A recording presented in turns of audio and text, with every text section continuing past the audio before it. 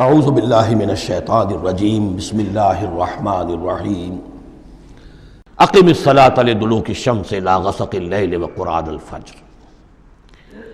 نماز کو قائم رکھیے سورج کے ذرا ڈھلنے سے لے کر رات کے تاریک ہو جانے تک۔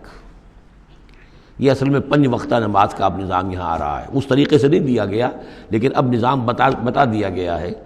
وہ تو حضرت جبرائیل نے بتایا، وہ معاملہ بالکل دوسرا ہے، لیکن یہ کہ سورج ڈھلتا ہے، جیسے نصف النہار ہے اس سے ذرا سورج جو ہے مغرب کی طرف گیا، ظہر، تھوڑی دیر بعد عصر، تھوڑی دیر بعد مغرب، پھر رات تاریک ہو گئی، عشاء۔ 4 نمازیں ہیں، اور سردیوں کے موسم میں تو لگتا ہے کہ پے بپے تابڑ توڑ آ رہی ہے۔ جو نماز مسجد میں پڑھتے ہیں تو گئے اور آئے اور گئے اور آئے، تو گویا کہ نماز کھڑی ہے مسلسل۔ قائم رکھو نماز کو سورج کے ڈھلنے سے لے کر اور رات کے تاریک ہو جانے تک۔ وقرآن الفجر، اور اب ایک اور نماز رہ گئی اور وہ ہے فجر کی، اور اسے تعبیر کیا قرآن الفجر، اس لیے کہ اس میں طویل قرات ہونی چاہیے، قرآن کا پڑھا جانا فجر کے وقت۔ ان قرآن الفجر کان مشہودا، اس لیے کہ یہ فجر کے وقت قرآن کا پڑھا جانا جو ہے یہ مشہود ہے، یعنی اس میں ایک تو یہ کہ حضور قلب ہوتا ہے انسان کا، سو کر اٹھا ہے آدمی، تر و تازہ ہے، حواس جو ہیں تازہ ہیں، کوئی تکدر نہیں ہے، کوئی تکان نہیں ہے، تو ایک تو حضور قلب ہے، اور ایک یہ ہے کہ فرشتے بھی عصر اور فجر کے وقت جو ہے ان کی شفٹیں چینج ہوتی ہیں۔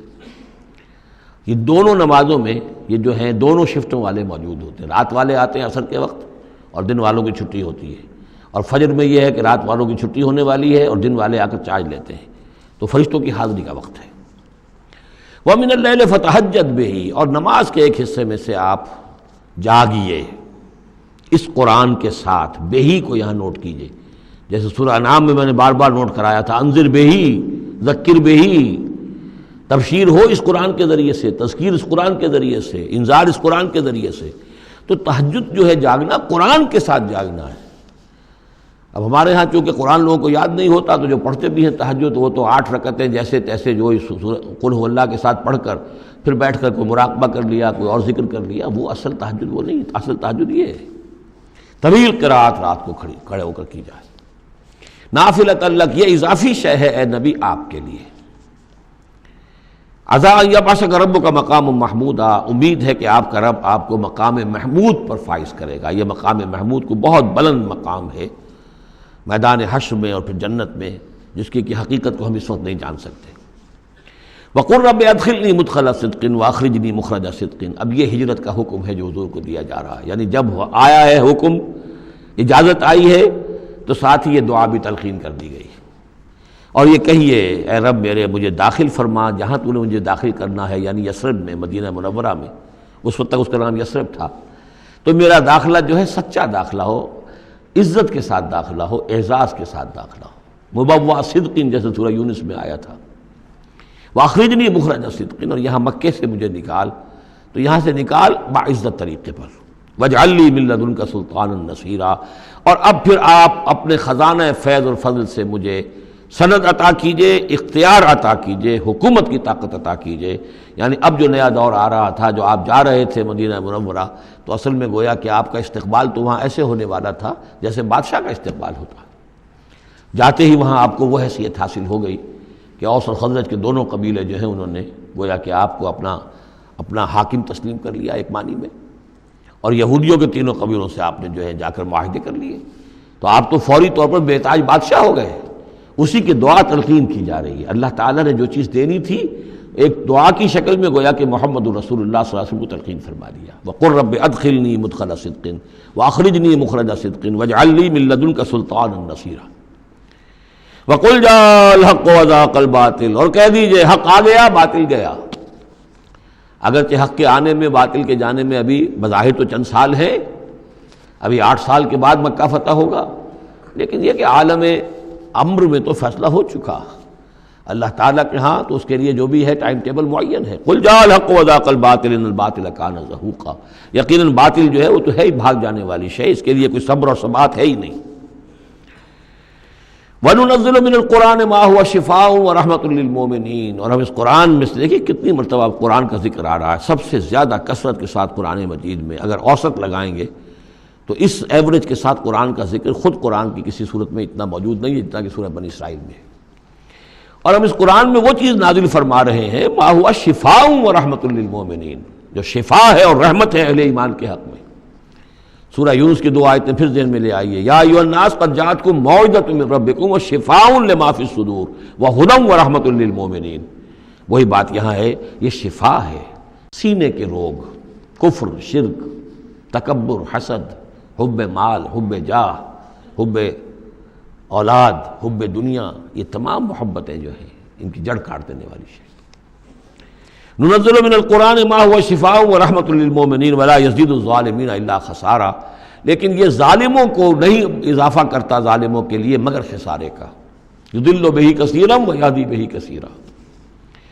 وَإِذَا أَنْعَمْنَا عَلَى الْإِنسَانِ أَعْرَضَ وَنَأَىٰ بِجَانِبِهِ، اور جب ہم انسان کے اوپر اپنی نعمتوں کی بارش کرتے ہیں تو اب وہ اکڑنے لگتا ہے، اعراض کر جاتا ہے، ہمیں بھول جاتا ہے اور ایک طرف کو کرنی کترا جاتا ہے۔ وَإِذَا مَسَّهُ الشَّرُّ كَانَ يَئُوسًا، جب کوئی تکلیف آ پڑتی ہے تو مایوس ہو کر رہ جاتا ہے، ہمت ٹوٹ جاتی ہے۔ قُلْ كُلٌّ يَعْمَلُ عَلَىٰ شَاكِلَتِهِ، اے نبی کہہ دیجئے ہر شخص اپنے شاکلہ کے مطابق عمل کر رہا ہے۔ یہ شاکلہ کیا ہے؟